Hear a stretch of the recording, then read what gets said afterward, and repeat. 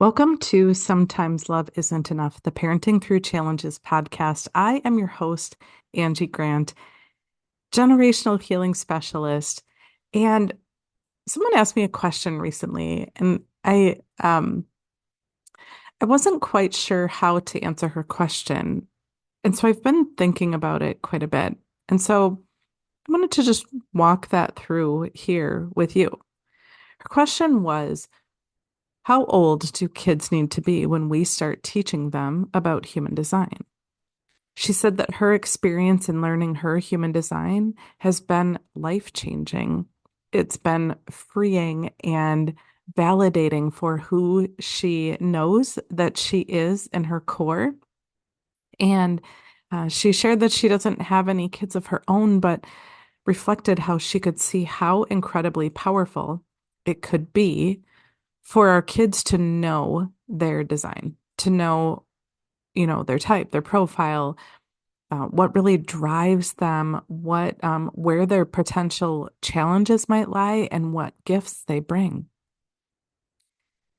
And I thought a lot about this because when I think about the idea of teaching our kids human design, my answer to her was that I'm not sure if they really need to know the labels necessarily that come with human design until they're older. But I think that as caregivers, as parents, grandparents, aunts, uncles, teachers, that we have this power, this ability, this gift to start teaching our kids about their design in the way that we show up for them. I think about my granddaughters, and I have known about their human design pretty much since they were born.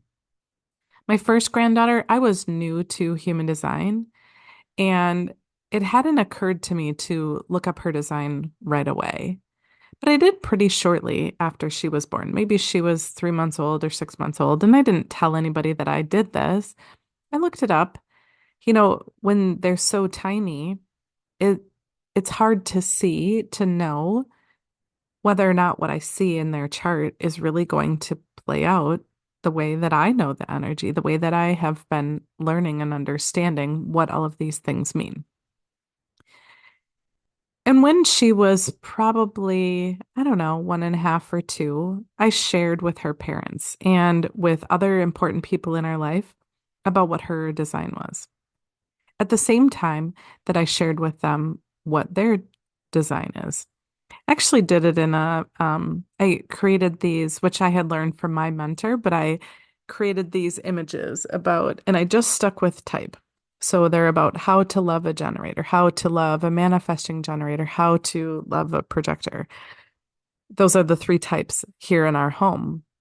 And so I created these images with just different ways to show each type that they're loved. Because when we know this about our kids, it isn't about boxing them in. It's about really truly seeing what they bring to the table. And so, for example, my firstborn granddaughter, she's a manifesting generator. I know I've brought her up quite a few times. I've brought up both girls, but she was the first. And in knowing what her manifesting generator type has the power to, she has this beautiful ability to create and be creative, and she's so fast. And me knowing this about her gives me the power to change the words that I use with her. It gives me the power to see her differently instead of trying to correct her behavior or rein in the things that she's doing. Because when she does things, I get to look at it through this lens of, oh, wow, she's really trusting her body. She's trusting the wisdom of what her body is telling her, and she's following it. And yes, sometimes the decisions she makes are unsafe because she's 4 and she needs guidance to know right from wrong. But that idea of like, when do we teach our kids about their design? If I had a uh, one wish from a genie in a lamp, my wish would be that all kids would be raised with their caregivers knowing their energetic needs and responding accordingly. Because, as this woman was asking me, or, we were having this conversation about how empowering it would be for our kids to know what they need. And my thought to that is we have this ability from day one to honor what they need and to show up for our kids in a different way than perhaps our parents showed up for us. And so, yes, at some point down the road, when they understand what those words really mean, then yeah, absolutely. To be able to tell a child that you have this gift to help the rest of us speed up time, to learn how to find the most efficient ways to create in this world. What a beautiful gift that she brings. And that my younger granddaughter, she has this beautiful ability to create and do in a way that she isn't in such a rush. And that's okay too. When we can show up for our kids in a way that helps them feel seen and not feel like they need to hide parts of themselves or that they can't trust parts of themselves, because that when I like in a nutshell, when I think about the power that human design has had for me and for my clients, is it helps us remember who we always were. It isn't about teaching you who you are. You are who you are. But we as humans take on other people's stories. And it isn't just the traumas. It's also the feedback that our parents give us about being too shy or, you know, being too fast or being too impulsive or um, being too much of a daydreamer or, being such a social butterfly, right? This is what we do as caregivers, as friends, as, just people trying to relate, trying to understand other people. We give the people in our lives feedback about how we perceive that they are. And then it is easy for the receiver of that feedback to take that as a problem or something that we need to hide about ourselves or something that we need to change about ourselves. So what would happen? What would be different for our kids if we had this ability to know right from day one what they needed energetically, and we didn't have to teach them per se what that, what it's called or what that means, but we just got to show up for them differently. We got to love on them differently. We got to honor their needs based on what they need, not based on what we need. And when I say that, I always think like, as a mom, I felt like I was giving everything that I could, that I knew how to my kids. And I was. But what I was giving them was from my perspective about what I thought they needed based on what I felt like I needed. Right. And I don't know if we ever really think about it that way, but right when my daughter was 6, and as I'm pouring my love into her, I'm thinking about what me, generator Angie, needed at 6 to feel loved, which may not be what my daughter at 6 years old as a projector type. It may not have been the way that she needed to be loved. I mean, I know that my kids felt love for me. I know that they know how much I love them. And yet, what if I had this tool to do it for them instead of through this lens of this is the way that I needed it? I just, I know that it is a bit of a pie in the sky kind of wish. And yet still, I'm still on this mission to help parents see their kids differently.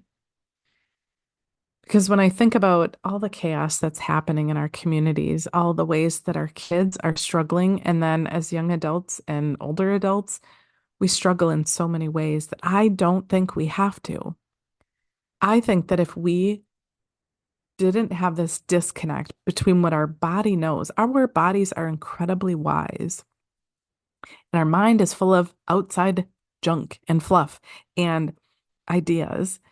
And our body knows that there's this disconnect between the way that we are being, for many of us, and the way that our body knows that we are designed to be. the way that our body knows that we're energetically built.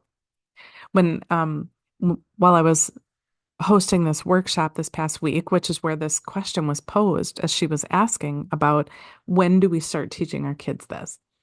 And there was a woman in that room. I don't know how old she was, maybe in her 40s. I guess I can assume that because she said she was in her first career for about 20 years. And she had never heard of human design. She had never, she knew nothing about it. And so in this workshop, I shared with her her type. She is a projector type. And the level of validation that she expressed in this workshop for being someone who for 20 years tried to do a job in a field that she loves and she's still in. But she said, for 20 years, I felt like I never fit in the box. She kept trying to be somebody's employee. She kept trying to do the 9 to 5 job thing. And she said it never felt right. And then she said, I do things to basically like, she said it wasn't like I was misbehaving to get fired, but she said, I do things to create this space where it just wouldn't work there for me anymore. And she said in the more recently, she's been doing her role in her own way. And she said it feels so freeing and aligned. And it is what her soul has needed all along. And I said, absolutely. That is a projector in a nutshell, is being able to follow your own flow of energy, which is not consistent. And she said she never she never knew why she couldn't just do it the way that everybody else was doing it. And, to be able to share with her how incredibly unique she is, and that when she honors her energetic needs, her gifts really shine. And that doesn't mean that she wasn't fabulous at her job before, but when she was in this constant cycle of burnout because she didn't know energetically what she needed and she kept feeling like she didn't fit the mold, that that wears on us as humans. And so imagine if your kids knew when they were little and imagine as parents, if you knew what your kids needed to sleep better, if you knew what your kids needed in regards to, I mean, human design tells us cues about how we eat and how we interact with others and how we best learn information, how we are designed to work in the world, and the gifts that we have to share with those that we love. So, this is what I want to leave with you. It's just a less practical thing than sometimes I leave you with, but to be thinking about what would be different if parents knew their kids' energetic design right out of the womb. How would things be different? Because it's up to us, you know, in some of the programs that I'm in, we talk a lot about manifesting. And while manifesting can seem kind of woo-woo, here's what I think about manifesting is that when we can only see what's happening right in front of us, and we see that there's struggle and things aren't going the way that we want them to, we keep that ball rolling in the same direction. Versus when we take time to take a step back and imagine what else is possible.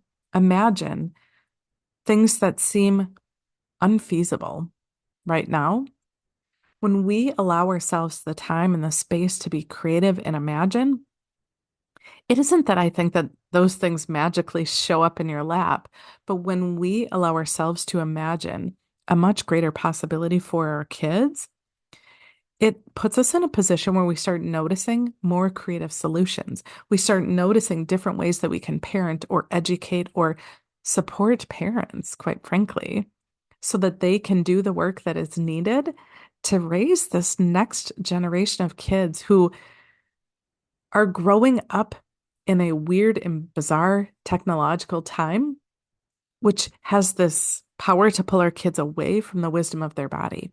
And I think that they need us to show them how to stay in touch with what they know, stay in touch with their intuition, and to trust themselves.